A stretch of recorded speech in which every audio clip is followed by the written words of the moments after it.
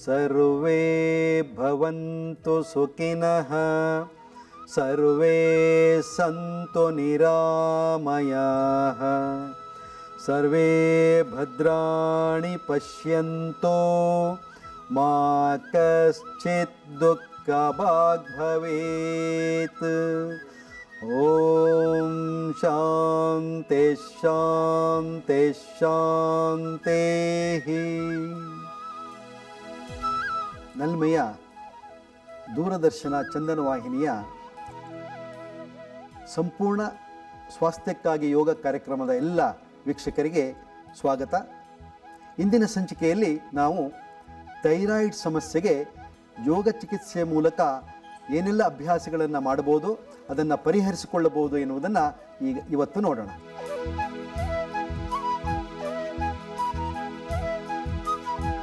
ಈಗ ಥೈರಾಯ್ಡ್ ಸಮಸ್ಯೆಗೆ ಯೋಗ ಚಿಕಿತ್ಸೆಯನ್ನು ನೋಡೋಣ.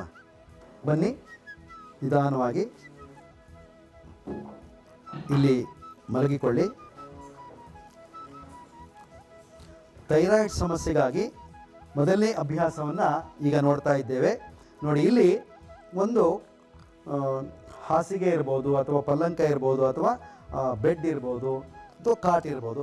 ಈ ರೀತಿಯ ಎತ್ತರವಾದ ಸ್ಥಿತಿಯಲ್ಲಿ ನಾವು ಒಂದು ಬಟ್ಟೆಯನ್ನು ಹಾಕಿ, ಮತ್ತು ಕಾಲಿನ ಹಿಂಬದಿ, ತೊಡೆಯ ಹಿಂಬದಿಗೆ ಒಂದು ಬುಲಿಸ್ಟರನ್ನು ಕೊಟ್ಟಿದ್ದೇವೆ, ಮತ್ತು ನಮ್ಮ ಭುಜದ ಭಾಗವನ್ನು ಆ ತುದಿಯವರೆಗೆ ಇಟ್ಟು ಕುತ್ತಿಗೆಯನ್ನು ಸಂಪೂರ್ಣ ಸಡಿಲ ಬಿಟ್ಟಿದ್ದೇವೆ. ಈ ಸ್ಥಿತಿಯಲ್ಲಿ ನಾವು ಗಮನಿಸಿದರೆ ನೋಡಿ, ಈ ಕುತ್ತಿಗೆ ಭಾಗ ಟ್ರ್ಯಾಕ್ಷನ್ ಆಗಿದೆ ಸಹಜವಾಗಿ. ಇಲ್ಲಿ ಯಾವುದೇ ವಸ್ತುವನ್ನಿಟ್ಟಿಲ್ಲ ಅಥವಾ ಏನೂ ಮಾಡಿಲ್ಲ. ಸುಮ್ಮನೆ ನಮ್ಮ ಕುತ್ತಿಗೆಯನ್ನು ಎಡ್ಜಿಂದ ಮುಂದೆ ಬಿಟ್ಟಿದ್ದೀವಿ ಅಲ್ವಾ. ಆಗ ಸಹಜವಾಗಿ ನಮ್ಮ ಕುತ್ತಿಗೆ ಭಾಗ ಹೀಗೆ ಎಳೆಯಲ್ಪಟ್ಟಿದೆ. ಈ ಒಂದು ಟ್ರ್ಯಾಕ್ಷನ್ನಿಂದ ನಮ್ಮ ಈ ಕುತ್ತಿಗೆ ಭಾಗದಲ್ಲಿರುವ ಥೈರಾಯ್ಡ್ ಗ್ರಂಥಿ ಅಥವಾ ಪ್ಯಾರಾಥೈರಾಯ್ಡ್ ಗ್ರಂಥಿ ಆಕ್ಟಿವೇಟ್ ಆಗಲಿಕ್ಕೆ ಸಹಜವಾಗಿ ಸಹಕಾರ ಮಾಡುತ್ತೆ. ಇದು ಪ್ರಾರಂಭದಲ್ಲಿ ನಾವು ಮಲಗಿಸಿ ಮಾಡುವ ಒಂದು ಚಿಕಿತ್ಸಾ ವಿಧಾನ. ಈ ಚಿಕಿತ್ಸೆಯಲ್ಲಿ ಸ್ವಲ್ಪ ಮುಂದುವರೆದರೆ ಆ ಒಂದು ಕುತ್ತಿಗೆ ಭಾಗವನ್ನು ಇನ್ನಷ್ಟು ಎಳೆಯಲ್ಪಟ್ಟು ಟ್ರ್ಯಾಕ್ಷನ್ ಹಾಕೋದಾದರೆ ಒಂದು ಹಗ್ಗದ ಮೂಲಕ ಅದನ್ನು ನಾವು ಮಾಡ್ಬೋದು. ನೋಡಿ, ಈ ಹಗ್ಗವನ್ನು ಹೀಗೆ ಒಂದರ ಮೇಲೆ ಒಂದು ಜೋಡಿಸಿ ನಿಧಾನವಾಗಿ ನಮ್ಮ ಚಿನ್ ಭಾಗವನ್ನು ಅಲ್ವಾ ಅಲ್ಲಿಟ್ಟು ಹೀಗೆ ನಿಧಾನವಾಗಿ ಹೀಗೆ ಎಳೆಯಲ್ಪಟ್ಟು ಹೀಗೆ ನೋಡಿ, ಹೀಗೆ ಸ್ವಲ್ಪ ಎಳೆತವನ್ನು ಕೊಟ್ಟಾಗ ನಮ್ಮ ಕುತ್ತಿಗೆ ಹಿಗ್ಗುವಿಕೆಯನ್ನು ನೀವು ಗಮನಿಸಿ. ಈ ಕುತ್ತಿಗೆಯ ಹಿಗ್ಗುವಿಕೆ ಉಂಟಾದಾಗ ಅಲ್ಲಿರುವ ಒಂದು ಗ್ರಂಥಿಯ ಭಾಗ ಆಕ್ಟಿವೇಟ್ ಆಗುತ್ತೆ, ಮತ್ತು ಅಲ್ಲಿ ಹೆಚ್ಚು ರಕ್ತ ಸರಬರಾಜಿನ ವ್ಯವಸ್ಥೆ ಆಗಲಿಕ್ಕೆ ಮತ್ತು ಆಕ್ಸಿಜನ್ ಫ್ಲೋ ಆಗಲಿಕ್ಕೆ ಈ ಒಂದು ಟ್ರ್ಯಾಕ್ಷನ್ ತುಂಬ ಸಹಾಯ ಮಾಡುತ್ತೆ. ಇದನ್ನು ನಿಧಾನವಾಗಿ ಸಹಜವಾಗಿ ಮಾಡಬೇಕು, ಮತ್ತು ನಾವಾಗಿ ಅಭ್ಯಾಸವನ್ನು ಮನೆಯಲ್ಲಿ ಮಾಡಿಕೊಡ್ದು. ಯಾಕಂದರೆ ಇವೆಲ್ಲ ಚಿಕಿತ್ಸಾ ವಿಧಾನಗಳು. ನುರಿತ ತಜ್ಞರನ್ನು ಸಂಪರ್ಕಿಸಿ ಈ ಅಭ್ಯಾಸಗಳನ್ನು ಮಾಡಿಸ್ಕೊಳ್ಬೇಕು. ನೀವಾಗಿ ಮನೆಯಲ್ಲಿ ಇದನ್ನು ಪ್ರಯೋಗ ಮಾಡಲಿಕ್ಕೆ ಹೋಗಬೇಡಿ, ಮತ್ತು ಕೆಲವು ಅನಾಹುತಗಳಾಗಲಿಕ್ಕೆ ಆಗ್ತದೆ. ಹೀಗೆ ನಿಧಾನವಾಗಿ ಇದನ್ನು ಒತ್ತುತ್ತಾ ಅವರಿಗೆ ಉಸಿರಾಡಲಿಕ್ಕೆ ಹೇಳಬೇಕು. 1 ನಿಮಿಷಗಳ ಕಾಲ ಹೀಗೆ ಇಟ್ಕೊಳ್ಬೋದು, ಆಮೇಲೆ ನಿಧಾನವಾಗಿ ತೆಗಿಬೇಕು, ಮತ್ತು ಸ್ವಲ್ಪ ಹೊತ್ತು ಹಾಗೆಯೇ ವಿಶ್ರಾಂತಿಯನ್ನು ಕೊಡಬೇಕು. ಇದು ಥೈರಾಯ್ಡ್ ಸಮಸ್ಯೆಗೆ ಮೊಟ್ಟ ಮೊದಲನೇದಾಗಿ ಆರಾಮಾಗಿ ಬೆನ್ನು ಕೆಳಗೆ ಮಾಡಿ ಮಲಗಿಸಿ ಈ ಒಂದು ಹಿಗ್ಗುವಿಕೆಯನ್ನು ನಾವು ಟ್ರ್ಯಾಕ್ಷನನ್ನು ಕೊಡುವಂಥದ್ದು. ಇಲ್ಲಿ ಒಂದು 5 ನಿಮಿಷ ಅಥವಾ 3 ನಿಮಿಷ ಆರಾಮದಲ್ಲಿ ಮಲ್ಕೊಳ್ಬೋದು. ಮತ್ತು ಇದನ್ನು ನೀವು ಈ ಒಂದು ವ್ಯವಸ್ಥೆಯನ್ನು ನಿಮ್ಮ ಮನೆಯಲ್ಲಿ ಹಾಸಿಗೆ ಇರುತ್ತೆ, ಕಾಟ್ ಇರುತ್ತೆ ಅಲ್ವಾ, ಸಿಂಗಲ್ ಕಾಟ್ ಇರುತ್ತೆ, ಡಬಲ್ ಕಾಟ್ ಇರುತ್ತೆ, ಅಲ್ಲಿ ಆ ತುದಿಯಲ್ಲಿ ಹೋಗಿ ಈ ರೀತಿ ಕುತ್ತಿಗೆಯನ್ನು ಇಳೆಬಿಟ್ಟು ಆರಾಮದಲ್ಲಿ ಮಲ್ಕೊಳ್ಳಿ. ಇದನ್ನು ಸಹಜವಾಗಿ ಮಾಡ್ಬೋದು. ಇದನ್ನು ರಾತ್ರಿ ಮಲಗುವ ಮೊದಲು, ಬೆಳಗ್ಗೆ ಎದ್ದು ಕೈಕಾಲು ಮುಖ ತೊಳೆದು ನಿಮ್ಮ ನೇಚರ್ ಕಾಲ್ಸ್ ಎಲ್ಲ ಆದಮೇಲೆ ಒಂದು 5 ನಿಮಿಷ, ಮತ್ತು ಎಲ್ಲಾದರೂ ಹೊರಗಡೆ ಹೋಗಿ ಬಂದಾಗ ಒಂದು ಸ್ವಲ್ಪ ಹೊತ್ತು 5 ನಿಮಿಷ ಅಥವಾ 3 ನಿಮಿಷ ಈ ರೀತಿಯಾಗಿ ಮಲ್ಕೊಂಡು ಈ ಅಭ್ಯಾಸವನ್ನು ನೀವು ಮಾಡ್ಬೋದು. ಇದು ತುಂಬ ಸರಳವಾದದ್ದು. ಇನ್ನು ಇದರ ಮುಂದಿನ ಅಭ್ಯಾಸವನ್ನು ನೋಡೋಣ. ಹೀಗೆ ನಿಧಾನವಾಗಿ ಹಾಗೆ ಮುಂದಕ್ಕೆ ಹೋಗಬೇಕು. ಇನ್ನೂ ಸ್ವಲ್ಪ ಮುಂದಕ್ಕೆ ಹೋಗಿ ಇಲ್ಲಿ ನೋಡಿ, ಈ ರೀತಿಯಾಗಿ ನಾವೊಂದು ಬ್ಲಾಂಕೆಟನ್ನು, ಬಟ್ಟೆಯನ್ನು ಸುತ್ತಿಸಿ ನಮ್ಮ ಕುತ್ತಿಗೆ ಭಾಗಕ್ಕೆ ಕೊಡಬೇಕು. ನಿಧಾನವಾಗಿ ಭುಜಕ್ಕೆ ಇದು ತಾಗಿರಬೇಕು, ಕುತ್ತಿಗೆಯ ಮೇಲಕ್ಕೆ ಇರಬೇಕು. ಕುತ್ತಿಗೆ ಸರಿಯಾಗಿ ಇದನ್ನು ಪ್ಲೇಸ್ಮೆಂಟ್ ಮಾಡಬೇಕು. ಮತ್ತು ನಿಧಾನವಾಗಿ ನಮ್ಮ ಗದ್ದವನ್ನು ಹಿಂದಕ್ಕೆ ತಳ್ಳಿದಾಗ ಕಂಪ್ಲೀಟ್ ನಮ್ಮ ಕುತ್ತಿಗೆ ಮೇಲೆ ಈ ಮಡಚಿದ ಬಟ್ಟೆ ರೋಲ್ ಇರಬೇಕು. ಇದು ಬಹಳ ರಿಲ್ಯಾಕ್ಸನ್ನು ಕೊಡ್ತದೆ ನಮ್ಮ ಕುತ್ತಿಗೆ ಭಾಗಕ್ಕೆ. ಮತ್ತು ಯಾರಿಗೆಲ್ಲ ಥೈರಾಯ್ಡ್ ಪ್ರಾಬ್ಲಮ್ ಇದೆಯೋ ಅವರಿಗೆ ಅನೇಕ ಸಮಸ್ಯೆ ಕಾಡ್ತಾ ಇರುತ್ತೆ.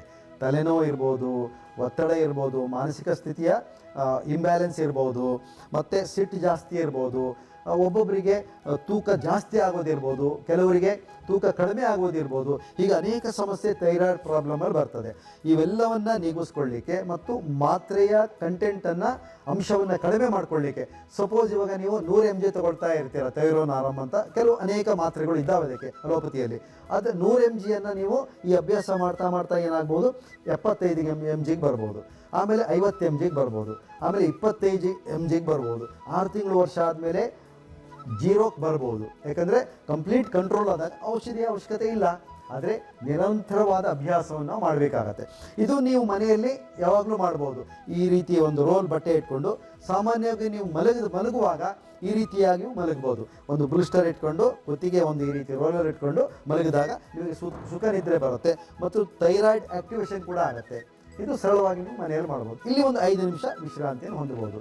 ಈ 2 ವಿಶ್ರಾಂತಿಯ ನಂತರ ಮುಂದಿನ ಹಂತವನ್ನು ಈಗ ನೋಡೋಣ. ಕುತ್ತಿಗೆಯ ವಿಶ್ರಾಂತಿಯ ನಂತರ ನಾವು ಸೇತುಬಂಧ ಸರ್ವಾಂಗಾಸನವನ್ನು ಸಿದ್ಧ ಮಾಡಿಕೊಂಡಿದ್ದೇವೆ.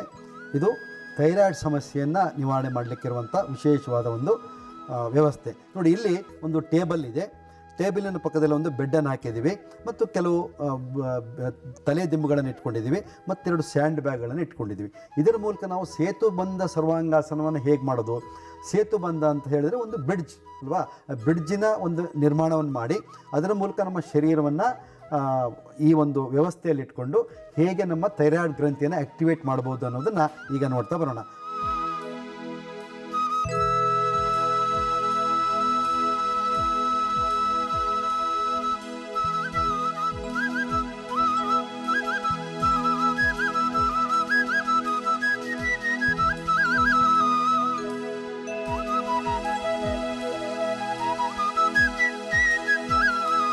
ಸೇತುಬಂಧ ಸರ್ವಾಂಗಾಸನ ಟೇಬಲ್ ಮೇಲೆ ಕೂತ್ಕೊಳ್ಳೋದು. ಸ್ವಲ್ಪ ಮುಂದಕ್ಕೆ ಹೋಗಿ ನಿಧಾನವಾಗಿ, ಇನ್ನೂ ಸ್ವಲ್ಪ ಮುಂದಕ್ಕೆ ಹೋಗಿ. ಎಸ್, ಭುಜಗಳನ್ನು ಹಿಡ್ಕೊಳ್ಳಿ. ನಿಧಾನವಾಗಿ ಹಾಗೆ ಕೆಳಗೆ ಬನ್ನಿ. ಇನ್ನೂ ಸ್ವಲ್ಪ ಮೇಲೋಗಿ. ಹಾಂ, ಕೆಳಗೆ ಬನ್ನಿ. ಎಸ್, ನಡು ನೆತ್ತಿಯನ್ನಿಡಿ, ತಲೆಯನ್ನಿಡಿ. ಹಾಂ, ಸ್ವಲ್ಪ ಹಾಗೆ ಕೆಳಗೆ ಬನ್ನಿ. ಭುಜಗಳನ್ನು ನೆಲದಲ್ಲಿಡಿ. ಎಸ್, ಹಾಗೇ ಇರಿ. ಹಾಂ, ನಿಧಾನವಾಗಿ ತಲೆಯನ್ನು ನೇರವಾಗಿಡಿ. ಇಲ್ಲಿ ಕಣ್ಣು ಮತ್ತು ಹಣೆಯ ಮೇಲೆ ಒಂದು ಬಟ್ಟೆಯನ್ನು ಹಾಕೋದು. ನಂತರ ಈ ಭಾಗದಲ್ಲಿ ಮರಳು ಚೀಲವನ್ನು ಇಡೋದು. ನಿಧಾನ ಕರೆಕ್ಟಾಗಿಡಿ ಹಣೆ ಮೇಲೆ. ಎಸ್, ಹಾಂ, ಅದ್ರ ಮೇಲೆ ಓವರ್ಲಾಪ್ ಮಾಡಿ ಇನ್ನೊಂದು ಮರಳು ಚೀಲವನ್ನು ಇಡಿ. ನೋಡಿ, ಈ ರೀತಿಯಾಗಿ ನಾವು ಮರಳು ಚೀಲವನ್ನು ಇಟ್ಟಾಗ, ಅಂದರೆ ಸ್ಯಾಂಡ್ ಬ್ಯಾಗನ್ನು ಇಟ್ಟಾಗ, ಈ ತಲೆಯ ಭಾಗದ ಒತ್ತಡ ಎಲ್ಲ ಆರಾಮ ಅನಿಸುತ್ತೆ. ಮತ್ತು ನಮ್ಮ ಕುತ್ತಿಗೆ ಭಾಗವನ್ನು ನೋಡಿ ಎಷ್ಟು ಚೆನ್ನಾಗಿ ಅದನ್ನು ಒತ್ತಿಕೊಂಡಿದೆ. ಭುಜದ ಹೆಗಲೆಲುಬು ಮತ್ತು ಆ ಕುತ್ತಿಗೆ ಭಾಗ ಎಷ್ಟು ಕ್ಲೆಂಜಿ ಆಗಿದೆ, ಈ ರೀತಿಯಾಗಿ ಒತ್ತಿಕೊಂಡಿದೆ. ಈ ಸ್ಥಿತಿಯಿಂದ ನಾವು ನಿಧಾನವಾದ ಉಸಿರಾಟವನ್ನು ಮಾಡಿದಾಗ ಥೈರಾಯ್ಡ್ ಗ್ರಂಥಿಗಳು ತುಂಬ ಚೆನ್ನಾಗಿ ಕೆಲಸ ಮಾಡಲಿಕ್ಕೆ ಸಹಾಯವಾಗುತ್ತೆ. ಮತ್ತು ಈ ಬೆನ್ನಿನ ಭಾಗವನ್ನು ಗಮನಿಸಿ, ಭುಜಗಳ ಭಾಗವನ್ನು ಗಮನಿಸಿ, ಮುಖ್ಯವಾಗಿ ನಮ್ಮ ಶ್ವಾಸಕೋಶದ ಎದೆಯ ಭಾಗವನ್ನು. ಇಲ್ಲಿ ವಿಸ್ತಾರಗೊಂಡಾಗ ಸಹಜವಾದ ಉಸಿರಾಟ ಆಗ್ತದೆ. ಕಂಪ್ಲೀಟ್ ಎಕ್ಸ್ಪ್ಯಾನ್ಷನ್ ಆಗಿ ನಮ್ಮ ಚೆಸ್ಟ್ ಭಾಗ, ಹೊಟ್ಟೆಯ ಭಾಗ. ಈ ಸ್ಥಿತಿಯಲ್ಲಿ ನಾವು ಸಹಜವಾಗಿ ಒಂದು 3 ನಿಮಿಷ ಅಥವಾ 5 ನಿಮಿಷಗಳ ಕಾಲ ಇರ್ಬೋದು. ಪ್ರಾರಂಭದಲ್ಲಿ ಒಂದು 2 ನಿಮಿಷ ಇದ್ದರೆ ಹೆಚ್ಚಾಗ್ತದೆ. ಆಮೇಲೆ ಅದನ್ನು ಜಾಸ್ತಿ ಮಾಡ್ತಾ ಹೋಗ್ಬೋದು. ಒಂದು 5 ನಿಮಿಷಗಳ ಕಾಲ ಇರ್ಬೋದು. ಹೆಚ್ಚು ಇದ್ದಷ್ಟು ನಮಗೆ ಲಾಭ ಸಿಗ್ತದೆ. ಇದು ನಾವು ಥೈರಾಯ್ಡನ್ನು ಆ್ಯಕ್ಟಿವೇಟ್ ಮಾಡಲಿಕ್ಕೆ ಸೇತುಬಂಧ ಸರ್ವಾಂಗಾಸನವನ್ನು ಮಾಡುವ ವಿಧಾನ. ಇಲ್ಲಿ ಸ್ವಲ್ಪ ಹೊತ್ತಿದ್ದು ನಂತರ ನಿಧಾನವಾಗಿ ತಲೆಯ ಭಾರವನ್ನು ಕೆಳಗಿಳಿಸಿ ಪಕ್ಕಕ್ಕಿಡಿ. ಹಾಗೆ ನಿಧಾನವಾಗಿ ಕಾಲಿನ ಮಂಡಿಯನ್ನು ಮಡಚ್ಕೊಳ್ಳಿ. ಸ್ವಲ್ಪ ಹಾಗೆಯೇ ಕೆಳಗಿಳಿತಾ ಬನ್ನಿ. ಸ್ವಲ್ಪ ಭುಜವನ್ನು ಹಿಡಿದು ಎಳೆಯಿರಿ. ನಿಧಾನವಾಗಿ ಬನ್ನಿ, ಸಮಾಧಾನವಾಗಿ ಬನ್ನಿ. ಎಸ್, ಅಲ್ಲೇ ಮಲ್ಕೊಳ್ಳಿ. ಈ ಸೇತುಬಂಧ ಸರ್ವಾಂಗಾಸನದ ಅಭ್ಯಾಸದ ನಂತರ ಕೆಳಗೆ ಬಂದು ಅಲ್ಲಿಯೇ ಸ್ವಲ್ಪ ಹೊತ್ತು ಹಾಗೆಯೇ ವಿಶ್ರಾಂತಿಯನ್ನು ಪಡಿಬೇಕು. ಯಾಕೆ ಹೇಳಿದ್ರೆ ಈ ಕುತ್ತಿಗೆ ಭಾಗದಲ್ಲಿ ಒತ್ತಡವನ್ನು ಜಾಸ್ತಿ ಉಂಟು ಮಾಡಿಕೊಂಡಿರ್ತದೆ.